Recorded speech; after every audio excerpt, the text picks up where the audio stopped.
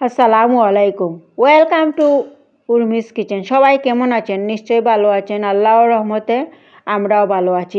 আজ ফুলকপির ডাঁটা ভাজি করব আর রেসিপিটা আপনাদের সাথে শেয়ার করব। আর ফুলকপির চাইতে আসলে ফুলকপির ডাঁটাটা খেতে খুব মজা হয়।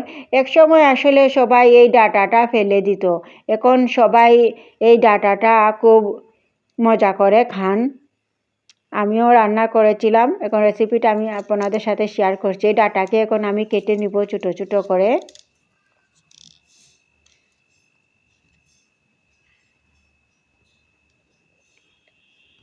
ডাঁটাকে কেটে নিয়েছি আর সঙ্গে দিয়েছি আলু একটা, আর এইভাবে ছোটো ছোটো করে কেটে নিয়েছি। এখানে দিয়েছি পেঁয়াজ, দিয়েছি হলুদ, দিয়েছি পাঁচফোড়ন, দিয়েছি আর শুকনো গুঁড়ামরিচ দিয়েছি আর কাঁচামরিচ দিয়েছি। কয়েকটা কাঁচামরিচকে দুই ফালি করে কেটে নিয়েছি। আর দিচ্ছি স্বাদ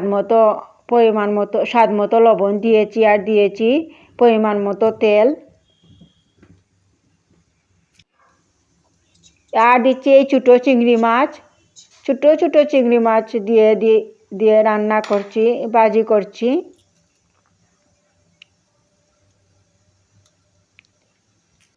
এখন নেড়ে চেড়ে সব কিছু একসাথে মিশিয়ে নিয়েছি। এখন ঢাকনা লাগিয়ে রান্না করব।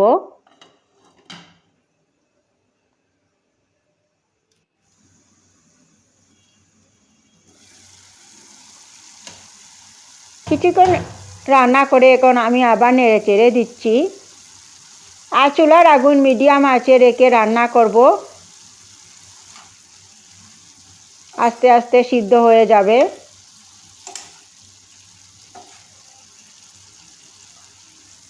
আর ডাঁটাটা আসলে এই ভাজিটা খেতে অন্যরকম স্বাদ হয়েছিল। ফুলকপির চাইতে ফুলকপির ডাঁটাটা খেতে আসলে খুব মজা হয়েছিল। আবার কিছুক্ষণ রান্না করে আবার নেড়ে চেড়ে দিচ্ছি।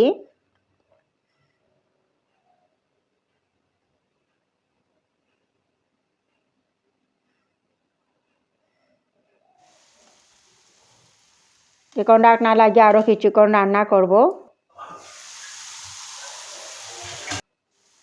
কিছুক্ষণ রান্না করে আবার নেড়ে চেড়ে দিয়ে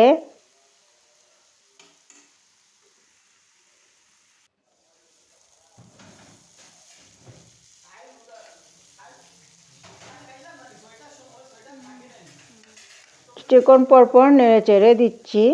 আর দেখুন সিদ্ধ হয়ে গিয়েছে। এখন আমি দিয়ে দেব ধনিয়ার পাতা।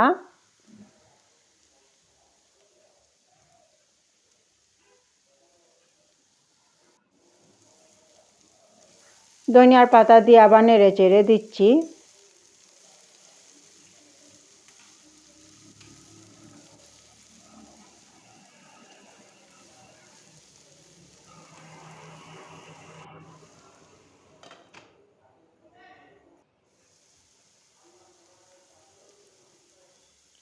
ধনিয়ার পাতা দিয়ে কিছুক্ষণ রান্না করে এখন আমি চুলাটা অফ করে নিব।